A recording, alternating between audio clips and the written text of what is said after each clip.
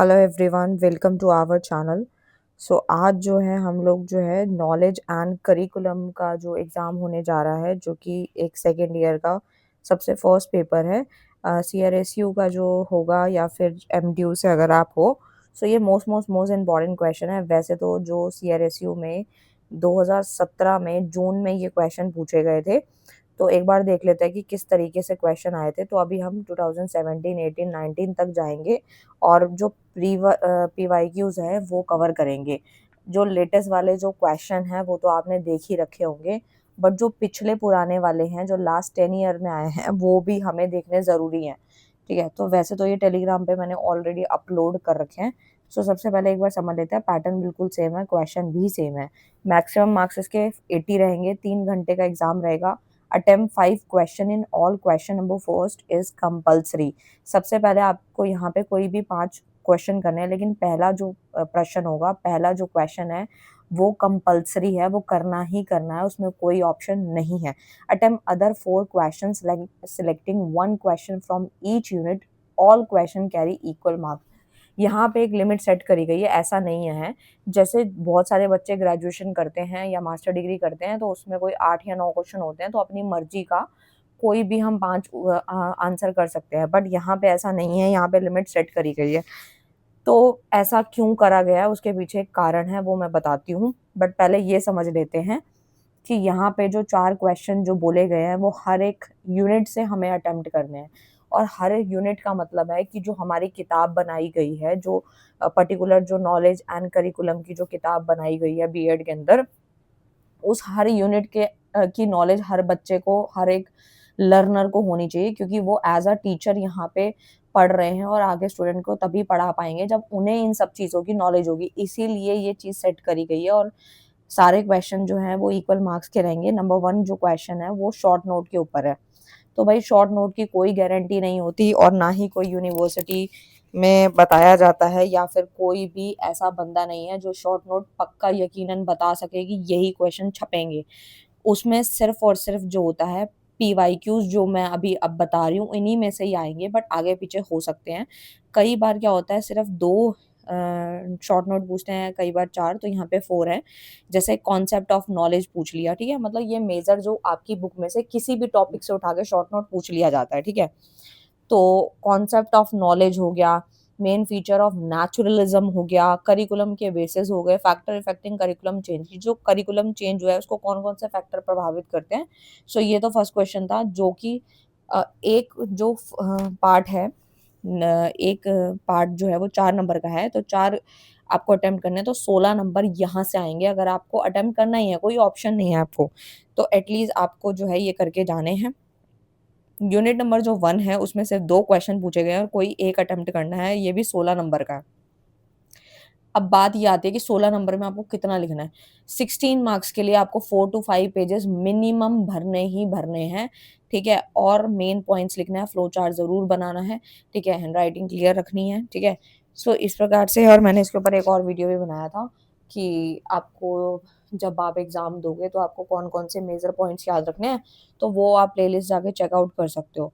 तो सबसे पहले यूनिट नंबर 1 जो है उसके अंदर 2 क्वेश्चन पूछे गए हैं। क्वेश्चन नंबर 2 पूछा गया नॉलेज एंड नोइंग के ऊपर है। इसका मैंने इंपॉर्टेंट क्वेश्चन करा रखे हैं, अगर आपने चेकआउट नहीं किया तो वो कर लेना।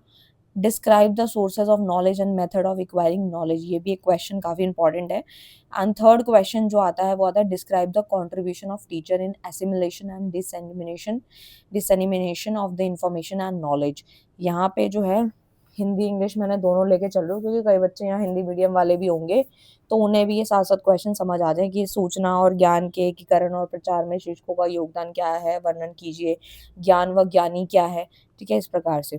यूनिट नंबर 2 जो आती है उसमें से भी 2 क्वेश्चन में से कोई एक अटेम्प्ट करना है, ये भी 16 नंबर का ही है, ठीक है। तो आपको टाइम को बिल्कुल मैनेज करके चलना है कि भाई 16 मार्क्स का है। कई बार क्या होता है, हमारे जब भी हम बीएड के एग्जाम देते हैं तो उसमें लिखना बहुत ज़्यादा पड़ता है, तो हमें टाइम को मैनेज करके चलना होता है। हम 2-3 क्वेश्चन अटेम्प्ट कर लेते हैं, उसके बाद हमारे पास 2 क्वेश्चन जो एंड के रह जाते हैं वो हमसे हमारे छूट जाते हैं, और उसके बाद फिर बैक आ जाती है। तो रीज़न ही यही है कि हम टाइम को मैनेज नहीं करते। आंसर आता होता है बट टाइम नहीं बचता। तो आपको पहले से ही मैनेज करके चलना है कि जो क्वेश्चन आता है पहले फटाफट से वो अटेम्प्ट करने हैं, उसके बाद जो नहीं आते हैं वो एंड में करने हैं। तो discuss the main feature of idealism हो गया, explain the educational implication of idealism, ये काफ़ी इंपॉर्टेंट है। तो नेचुरलिज्म और आइडियलिज्म का तो डिफरेंस करवाया था मैंने, अगर वो भी कर लोगे तो उससे फीचर वगैरह सब कंप्लीट हो जाता है। फिर आता है concrete, explain concrete and absolute fact of knowledge and relationship, ये भी काफ़ी इंपॉर्टेंट है।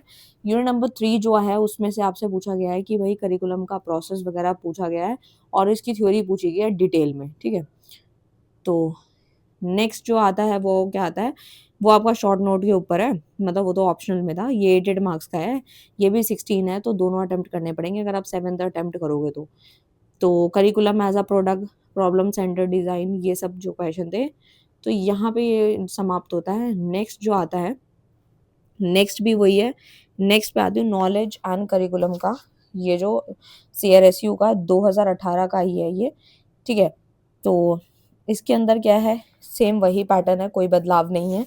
3 घंटे का ही टाइम मिलेगा। पहला क्वेश्चन कंपलसरी होगा, 80 मार्क्स का पेपर रहेगा, 20 मार्क्स इंटरनल के होते हैं, जो भी आपने प्रैक्टिकल फाइल वगैरह वाइवा वगैरह हुआ है आपका, ठीक है, तो 20 मार्क्स उसके रहेंगे।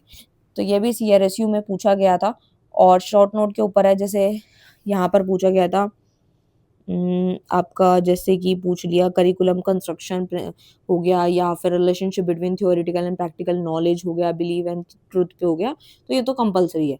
सेकंड और थर्ड में से ऑप्शन है, ये ऑलरेडी क्वेश्चन मैंने अभी बताया सिमुलेशन वाला, ये बिल्कुल सेम क्वेश्चन है और काफ़ी इंपॉर्टेंट है, इसको अभी रट्टा मार लेना। Explain the meaning, type, sources and method of acquiring knowledge, ये भी अभी बताया था। कल्चर के ऊपर नहीं आया था अभी तक क्वेश्चन, उसमें नहीं आया था, बट कल्चर वाला भी करके जाना है, और इसके role of culture in knowledge construction, ये आप कर सकते हो। नेक्स्ट जो आता है वो आता है एक नेचुरलिज्म, मैंने जो अभी बताया वो भी इंपॉर्टेंट है, आइडियलिज्म भी बता चुकी हूँ।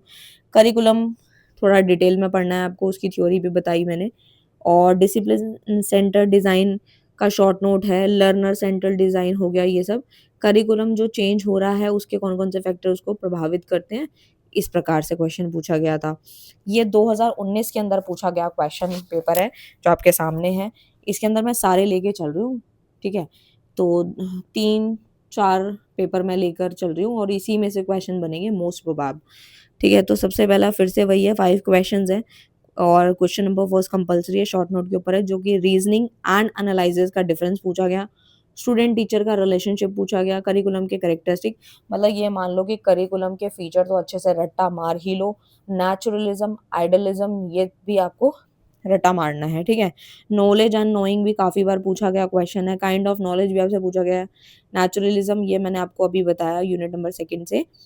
और उसके बाद आता है कॉन्क्रीट एंड एब्सोल्यूट फैक्ट्स, भी मैंने बताया कि ये भी इम्पोर्टेंट है। And describe in detail the component of curriculum, ये भी इम्पोर्टेंट है।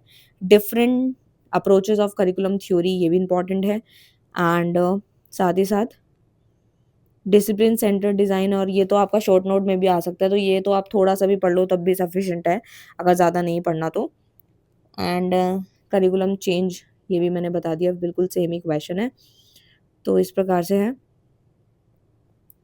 तो ये मैंने ऑलरेडी टेलीग्राम पे अपलोड कर रखे हैं, जो मैंने क्वेश्चन अभी बताए हैं, इन्हीं में से पेपर आपका बनेगा मोस्ट प्रोबेबली, बट आपको अच्छे से करके जाना है। So all the best for your exam, thank you so much.